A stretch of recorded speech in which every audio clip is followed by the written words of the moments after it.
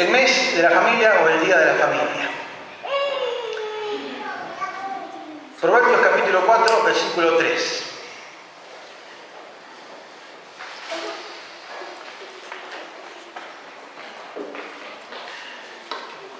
Proverbios capítulo 24, versículo 3. Lo tenemos allí escrito en el frente. Y dice: con sabiduría se edificará la casa y con prudencia se afirmará.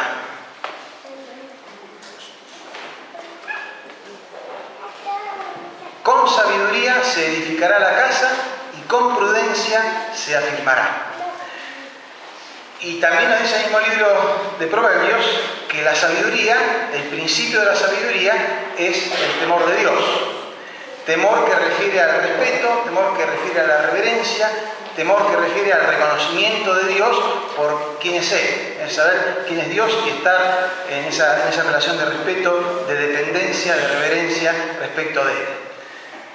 Con sabiduría se edificará la casa y con prudencia se afirmará. Este es el texto que deseo que nos inspire en esta noche a estar reflexionando en la palabra de Dios.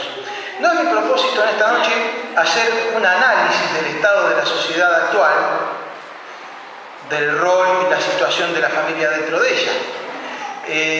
Creo que todos consideremos, tenemos una noción de eso y no podemos desconocer el profundo deterioro, como ya fue mencionado, en que se encuentra hoy en día la institución familia en nuestra sociedad.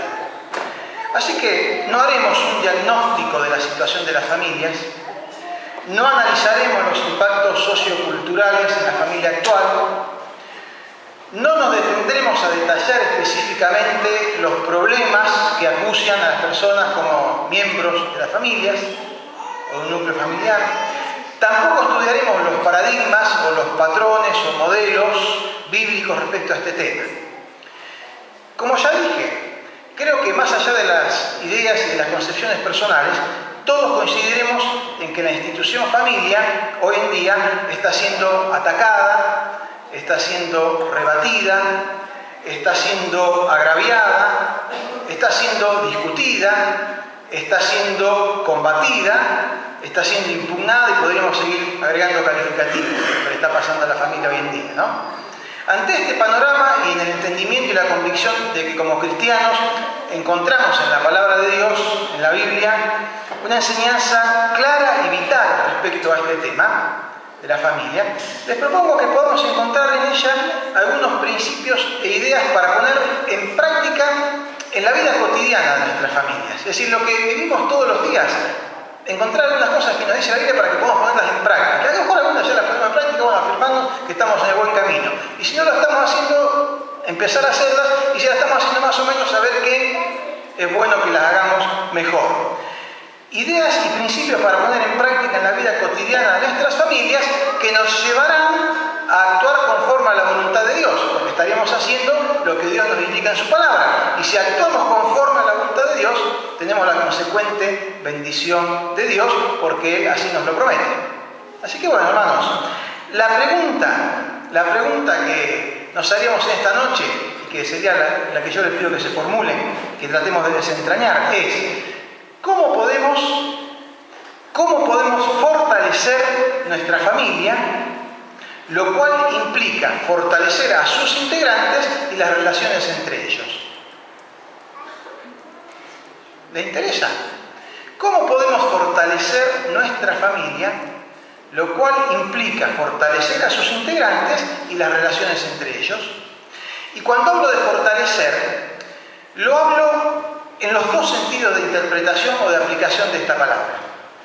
Fortalecer tiene dos acepciones, dos significados, dos formas en que podemos entender esta palabra.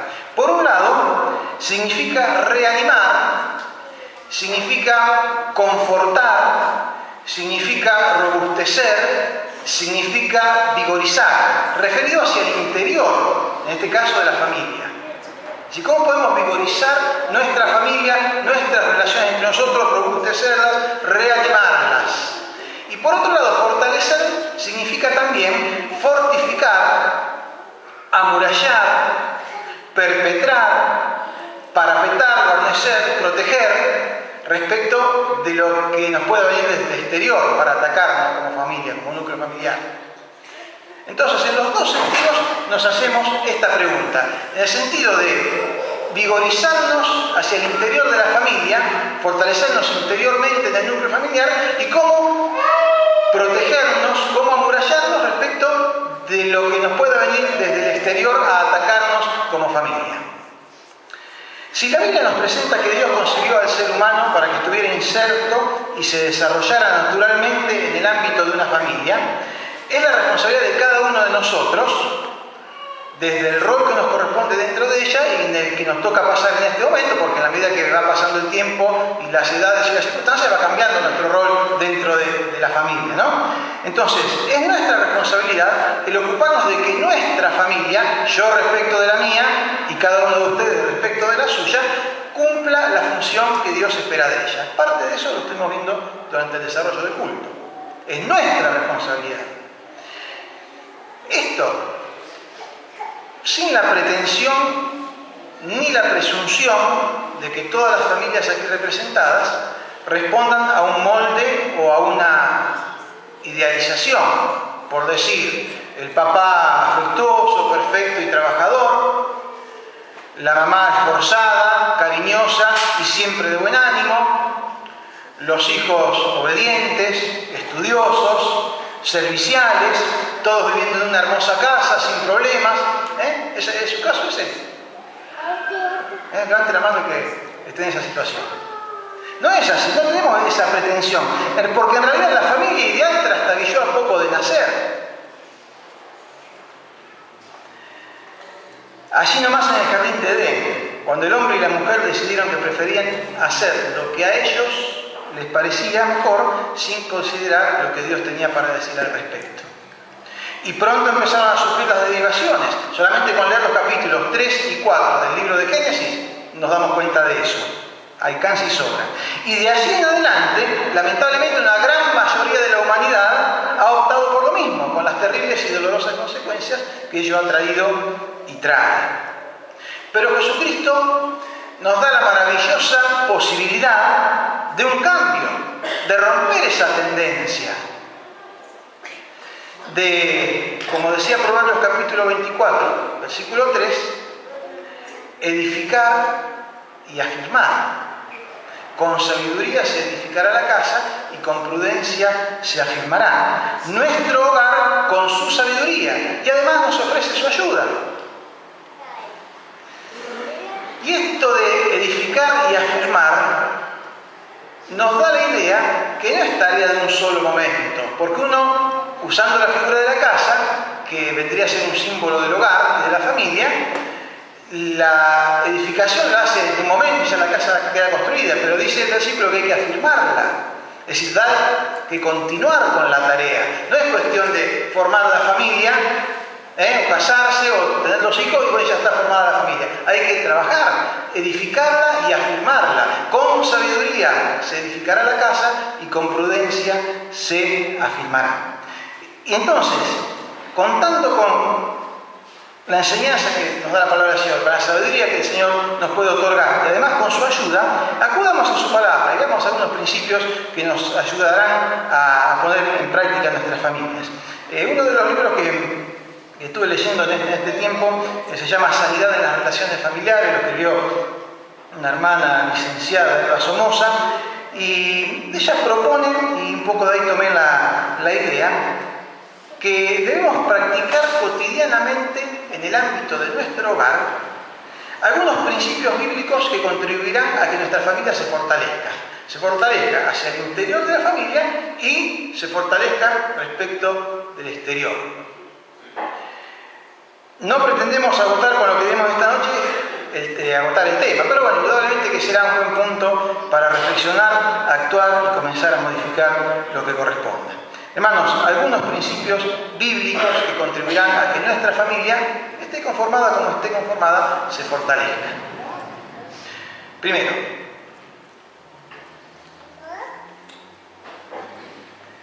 el principio número 1 es el principio de un corazón limpio.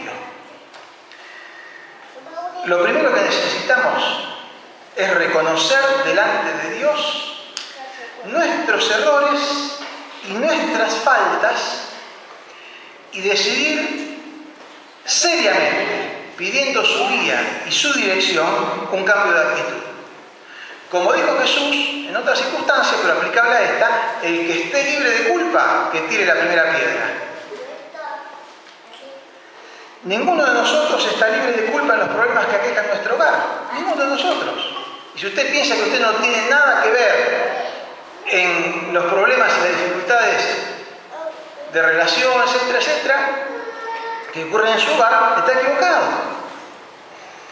Primeramente debemos asumir esa verdad. Todos tenemos algo que ver. Todos tenemos algo que ver. Pero necesitamos ir más allá de asumir esa verdad o quizás de que empiece a aflorar en nosotros un sentimiento de culpa. Porque con el sentimiento de culpa solo no hacemos nada. Debemos asumir esa verdad y debemos pedir a Dios perdón y un corazón limpio. Jesús dijo, bienaventurados los de limpio corazón, porque ellos verán a Dios. Y en verdad, esa es la condición del corazón limpio, la que Dios nos pone para empezar a conversar con nosotros.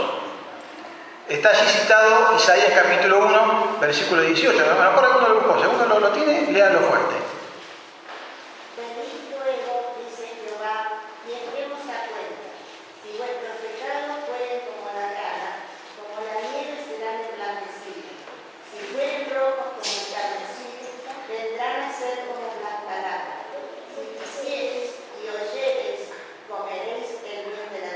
Si quieren que nos pongamos a cuenta, eso es lo que dice el versículo 2, hace referencia a lo que dice el anterior. Si quieren que nos pongamos a cuenta, si nos pongamos a cuenta y permiten que yo limpie su corazón, comeréis del bien de la tierra. Entonces, hermanos, un corazón limpio, porque el corazón limpio es el ámbito en el cual Dios obra y bendice. Asumamos nuestras responsabilidades, reconozcamos aquello que hemos hecho mal, reconozcamos que somos parte interesada en el asunto y pidámosle a Dios que nos dé un corazón limpio. Todos, cada uno de los que formamos parte de nuestro hogar. El corazón limpio es el ámbito en el cual Dios obra y bendice. Segundo principio. El segundo principio lo podríamos llamar el principio del verdadero amor. El amor es lo primero que aflora como fruto del Espíritu Santo en la vida del creyente. Ustedes recordarán probablemente de memoria allí Gálatas 5:22, ¿no? Porque el fruto del Espíritu es amor. El fruto del Espíritu es amor.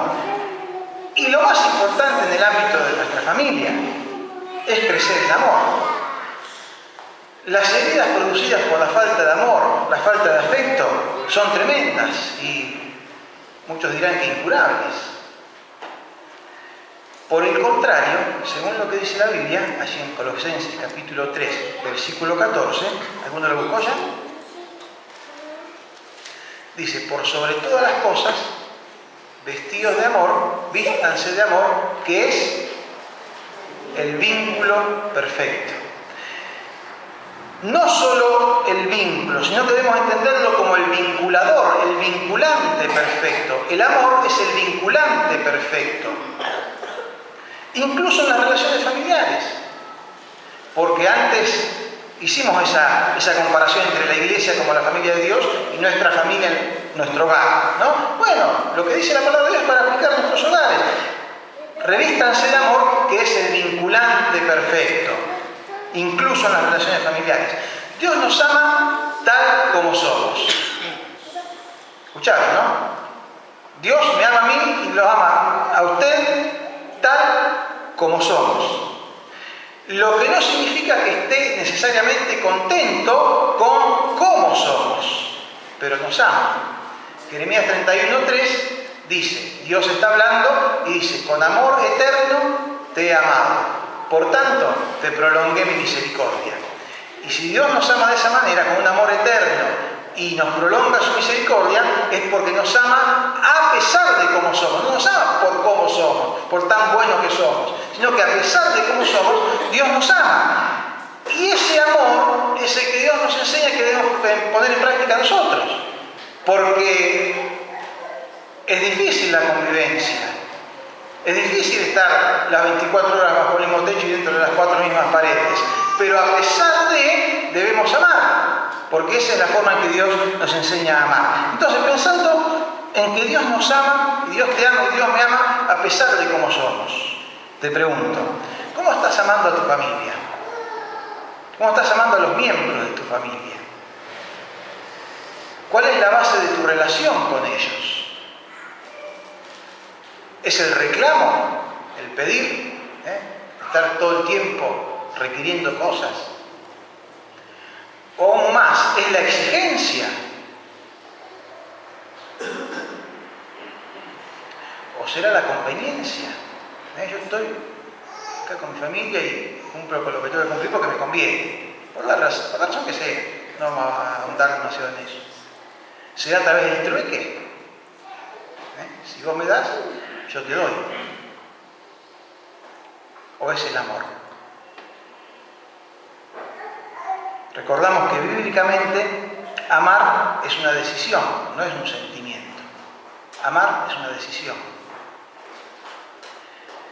El apóstol Pedro escribió su primera carta y allí en el capítulo 4, versículo 8, vuelve a decir, fíjense que en Colosenses Pablo decía, por sobre todas las cosas vístanse de amor.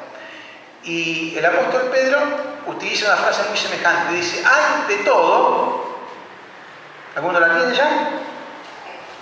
¿Qué dice? Y ante todo, tened entre vosotros ferviente amor, porque el amor cubrirá multitud de pecados. ¿Es aplicado a nuestra familia o no es aplicado a nuestra familia? Ante todo, tengan entre ustedes ferviente amor, porque el amor cubrirá multitud de pecados. Quizá valdría la pena que aclaremos esto de cubrirá multitud de pecados, porque el amor no es tapar las macanas que nos mandamos, disimular las metidas de pata, ocultar los chanchullos. No es eso lo que se dice acá, el amor cubrirá multitud de pecados. Es, a pesar de, te amo igual. Eso es el amor cubrirá multitud de pecados. Y te voy a ayudar, y voy a estar ayudándote para que puedas mejorar. Guarda, eso quiere decir, el amor cubrirá multitud de pecados. A pesar de lo que me podés hacer, lo que me hayas hecho, igual te amo. No lo valoro, no le pongo por encima de otras cosas, pongo por encima del amor, no aquello que me pudiste haber hecho. Entonces, a pesar de, te amo. El verdadero amor. El tercer principio es el principio que podríamos llamar de la autoridad y el respeto mutuo en nuestro hogar. Efesios capítulo 6, capítulo 6.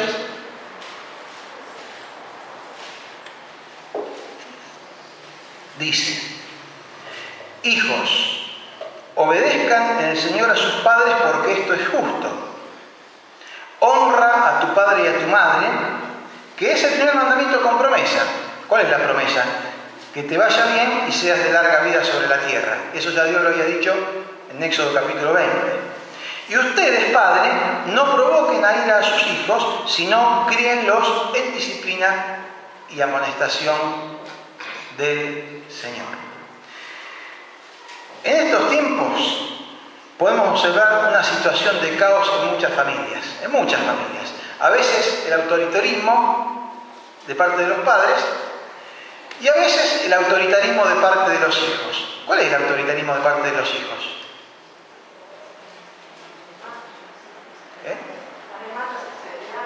Los caprichos. Los caprichos es un acto de autoritarismo de parte de los hijos cuando los padres sucumben ante los caprichos, ¿no? A veces los hijos caprichosos que mandan en sus casas. Dice por acá, bueno. Y otras desviaciones. Los trastornos de conducta creo que tienen que ver con esto en la mayoría de los casos. Ante una situación de estas, de autoritarismo, por eso hablamos como principio bíblico de la autoridad, no el autoritarismo. El autoritarismo es una desviación. Ante una situación de estas, en un extremo se encuentra el sometimiento y en el otro la rebeldía, o digamos las dos posibilidades de reacción ante una actitud de autoritarismo, ¿no? El sometimiento y otra la rebeldía. Que todo esto tiene que ver también con el concepto erróneo del amor, ¿no? Que, de acuerdo a lo que vimos en el punto anterior.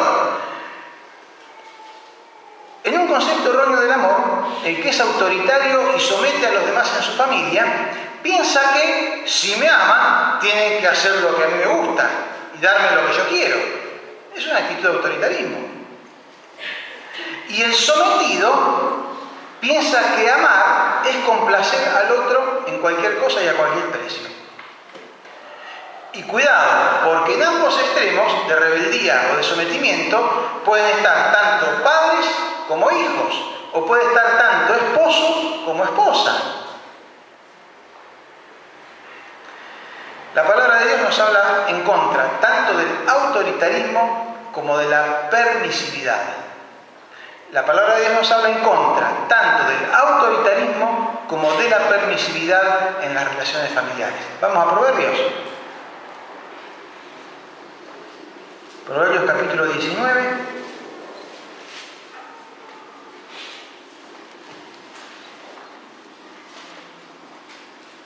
Versículo 18 dice: corrige a tu hijo en tanto que hay esperanza, mas no se apresure tu alma para destruirlo. Corrígelo, o sea, no hay que dejar de lado tampoco el corregir. Corrige a tu hijo en tanto que hay esperanza, pero, bueno, guarda con el autoritarismo. No se apresure tu alma para destruirlo. Y por otro lado, en el capítulo 29, versículo 15,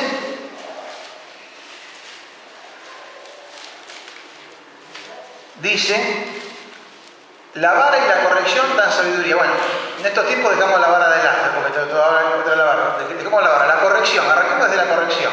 En ese tiempo se aplicaba más. La corrección da sabiduría.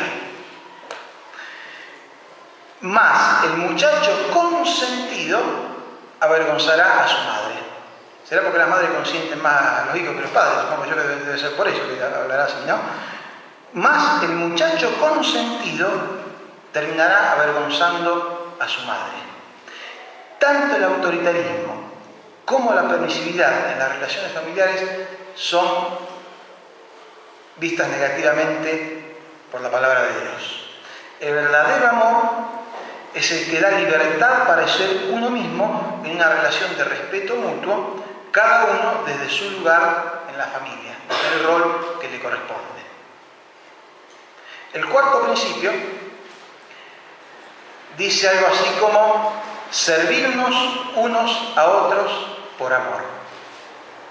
En nuestros hogares, en nuestra familia, servirnos unos a otros por amor. Eso lo expresa el apóstol Pablo en Gálatas capítulo 5, versículo 13. Servíos por amor los unos a los otros. La verdad que esto suena raro hoy en día. Suena raro, díganme la verdad.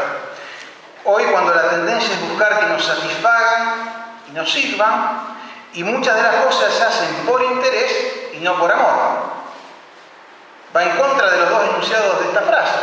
Ni nos gusta servir, nos gusta que nos sirvan, y muchas de las cosas son por conveniencia y no por amor. Sin embargo, la palabra de Dios dice servirnos por amor unos a otros. Hermanos, en nuestro hogar, en nuestra familia, servirnos por amor unos a otros. El individualismo ha ganado impresionante terreno en las relaciones sociales en general.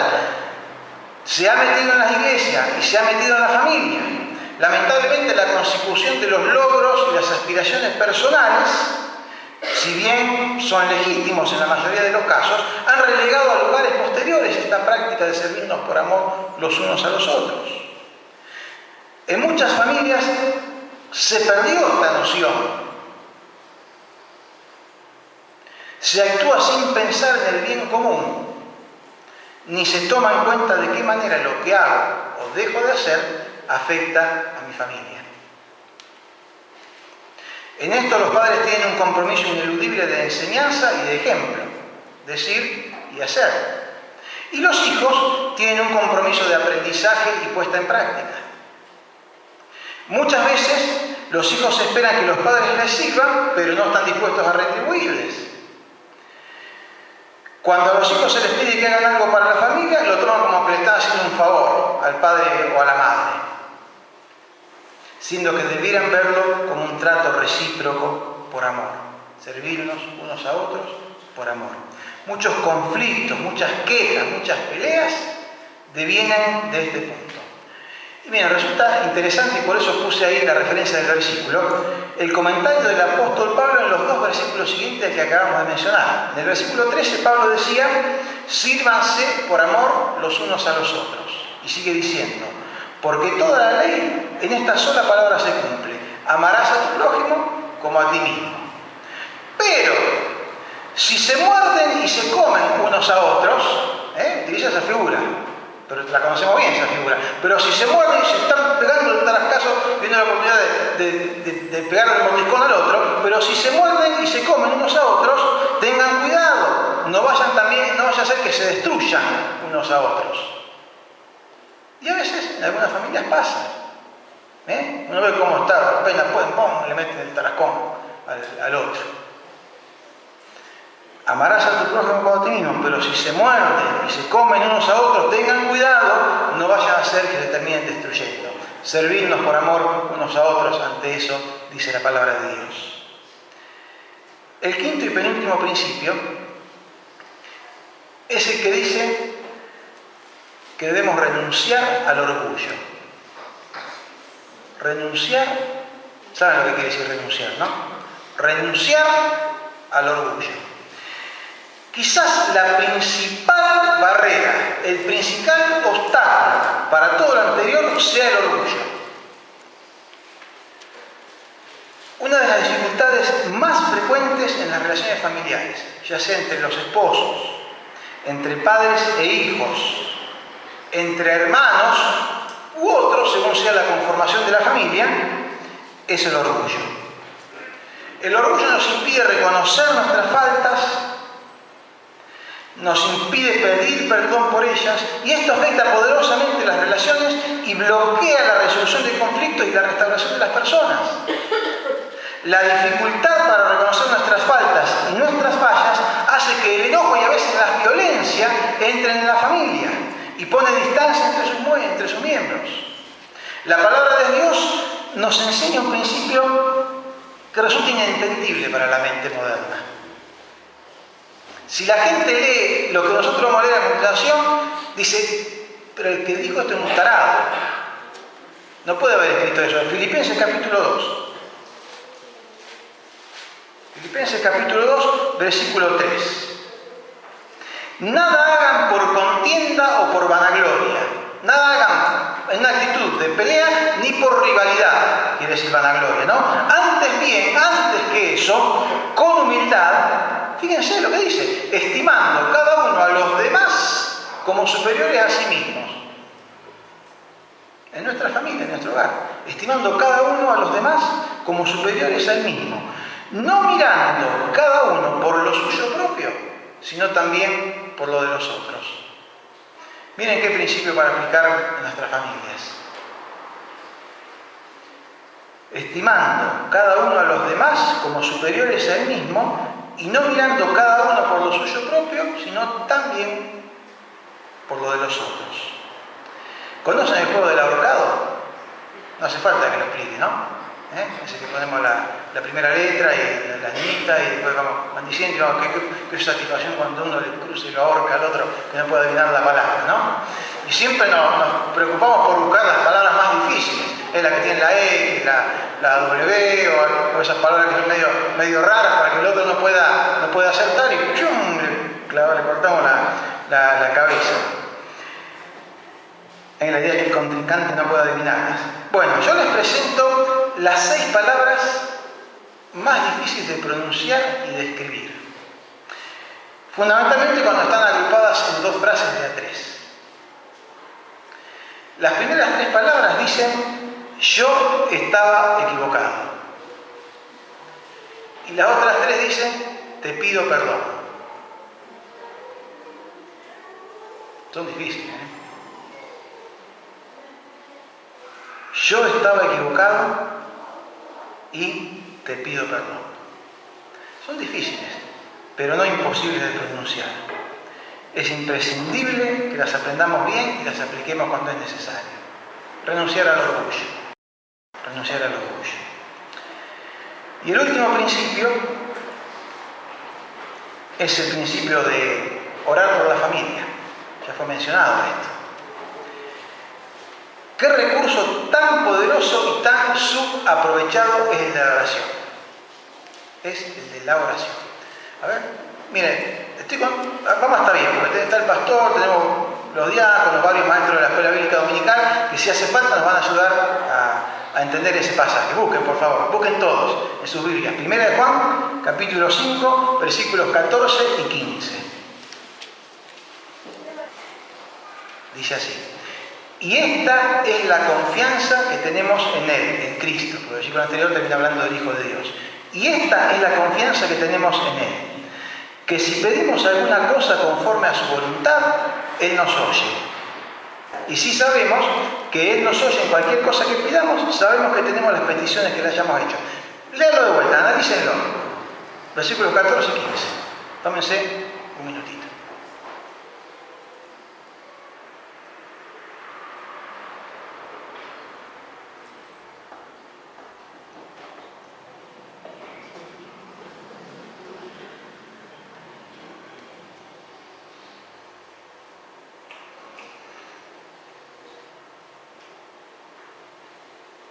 Interprételo, haga la exégesis del pasaje. Si hace falta, ya dije que tenemos los maestros comunicar, está el pastor, nos van a ayudar. ¿Qué querrá decir? ¿Qué querrá decir esto? Quiere decir lo que dice. Quiere decir lo que dice. Bueno, ¿qué leyó usted? Y esta es la confianza que tenemos en Él. Que si pedimos alguna cosa conforme a su voluntad, Él nos oye. Y si sabemos que Él nos oye en cualquier cosa que pidamos, sabemos que tenemos las peticiones que le hayamos hecho. Eso es lo que quiere decir. No quiere decir ninguna otra cosa. No hay ninguna interpretación distinta. Entonces, ¿usted qué piensa que opinará Dios si le pedimos por nuestra familia? Si le pedimos por las relaciones familiares? Si le pedimos para que nos dé un corazón limpio? Si le pedimos que nos guíe y nos ayude a ejercitar el verdadero amor entre nosotros. Si le pedimos que ayude a tratarnos con respeto mutuo cada uno desde su lugar y función. Si le pedimos a Dios que nos ayude a servirnos por amor los unos a los otros. Si le pedimos que nos ayude a ser humildes renunciando al orgullo y a actuar reconociendo nuestros errores y pensando en el bien de los otros miembros de la familia. ¿Estaremos orando conforme a la voluntad de Dios? Si le pedimos eso. Y si estamos orando conforme a su voluntad, Él nos oye. Y si sabemos que Él nos oye en cualquier cosa que pidamos, sabemos que tenemos las peticiones que le hayamos hecho.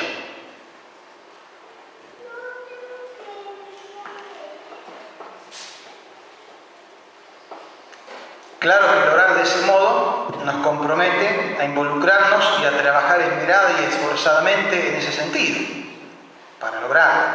Dios nos va a ayudar, Dios nos va a guiar, Dios va a hacer lo que nosotros no podemos y va a actuar donde nosotros no alcanzamos a actuar. Pero debemos orar y trabajar y esforzarnos en el mismo sentido en que oramos. Hermanos, la oración es un recurso poderoso. No estamos diciendo nada nuevo, ni nada original. Y cuánto que la desaprovechamos. Orar por nuestra familia. ¿Lo va a hacer? Quizás ha comenzado en esta noche a hacerlo. Bueno, oremos por nuestra familia. Conclusión. Hace un rato dije que la familia ideal difícilmente la encontremos en nuestro medio. De nosotros. Porque esa familia trastabilló a poco de comenzar a andar cuando Adán y Eva decidieron, por ellos mismos, que no necesitaban tanto de Dios en sus vidas. No hace falta que Dios se metiera tanto en sus cosas, que ellos pueden arreglársela mejor solos. Y dice la Biblia que de esa manera entró el pecado en la humanidad, entró el pecado en el mismo y en el mundo y empezamos a sufrir las consecuencias. Pero sería espantosamente triste que todo hubiera terminado allí. Espantosamente triste. y si eso hubiera sido el final, y todos concluyéramos en esa misma dirección y en ese mismo sentido. Pero es porque ese no era y no es el propósito de Dios, ni para cada uno de nosotros, ni para nuestras familias, ni para la humanidad. Romanos capítulo 5. Romanos capítulo 5, versículo 12 dice: por tanto, como el pecado entró en el mundo por un hombre, y por el pecado la muerte, así la muerte pasó a todos los hombres, por cuanto todos pecaron. Pero como dijimos antes, no terminó todo allí. Damos vuelta a la hoja o avanzamos unos versículos, y el versículo 17 dice: pues si por la transgresión de uno solo reinó la muerte, mucho más reinarán en vida por uno solo, que es Jesucristo. ¿Quiénes? Los que reciban la abundancia de la gracia y el don de la justicia. Así que, como por la transgresión de uno vino la condenación a todos los hombres, de la misma manera, por la justicia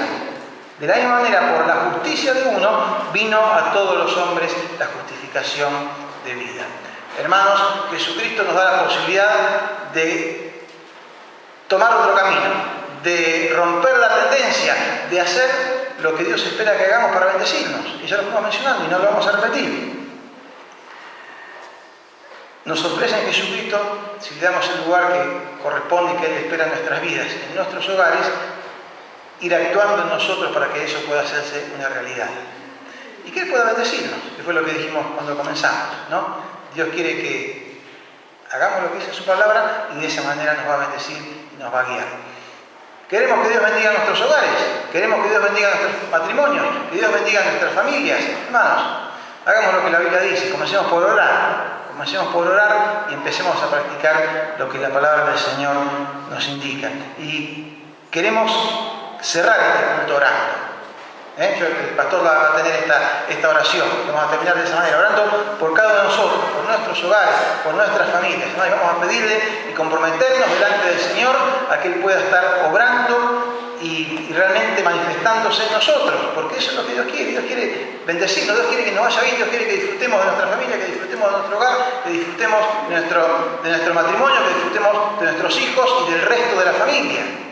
Bueno, tenemos que trabajar para eso y hacer lo que Él nos manda en su palabra. Y estemos recordando de orar. Oremos, hermanos, por nuestras familias. Recuérdense y marquen en sus Biblias 1 Juan capítulo 5, versículos 14 y 15. Así que el pastor le pido que pase y él entonces concluye con la reunión con esta oración. Les invito a ponerse de pie, se toman de la mano.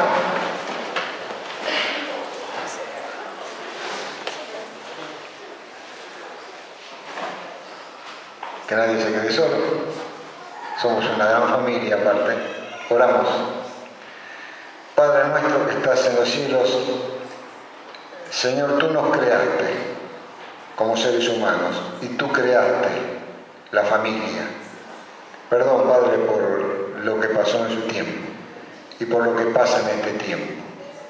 Señor, tu palabra es clara y nos indica cuáles son las cosas, los deberes que debemos hacer. Señor, gracias porque todo indica tu voluntad de levantar familias que te adoren, que te sirvan, que te obedezcan.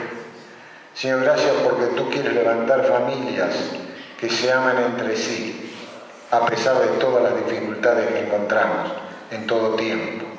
Pero en este tiempo, Padre, te pedimos que tu Espíritu Santo cubra nuestras vidas, que tu Espíritu Santo nos permita vivir como familias tuyas, a pesar de todo lo que nos rodea. Padre, gracias por la salvación en Cristo, que fue lo más grande que nos diste. Pero también, Señor, tú quieres que vivamos como hijos tuyos, adorándote en nuestras familias y siguiendo, Señor, las normas que tú nos dejaste. Pero son normas hechas con amor, deseando lo mejor para nuestras vidas. Señor, que podamos, recordando tantas cosas, ser agradecidos a ti y tener el deseo ferviente de agradarte en todo lo que tú quieres, sabiendo que tú tienes poder para darnos aquellas cosas que de acuerdo a tu voluntad te pedimos. Señor, gracias por nuestra familia, gracias por nuestras esposas, nuestros esposos, nuestros hijos, nuestras hijas. Señor, por aquellos que componen nuestra familia pequeña, pero gracias por aquellos, Señor, que también con el tiempo se fueron agregando. Gracias por las esposas que les diste, gracias por los nietos que nos das, gracias por los hijos que les diste. Y Señor, la familia sigue, porque tú sigues, pero quieres lo mejor para nosotros. Y aquellos, Señor, que estamos aquí en esta noche, de acuerdo a la situación que están viviendo, delante de ti, que sepan que tú los amas y que quieres lo mejor para sus vidas. Gracias, Padre, porque es una promesa que puede ser una realidad. Por eso, Señor, como siervo tuyo, pongo a cada uno de los que estamos aquí presentes, individual y por familia. Señor, algunos estamos acá en familia, otros están en otros lugares, pero Padre, que de los que estamos acá podamos irnos en esta noche con el deseo de poder hacer una realidad este deseo tuyo para cada uno de nuestras familias. Gracias, Padre, por tu palabra, gracias, Señor, por la salvación en Cristo, y gracias porque podemos gozarnos en saber que tú nos amas y quieres lo mejor para cada uno de nosotros y para cada una de nuestras familias. Y gracias, Padre, por esta iglesia que es tu familia.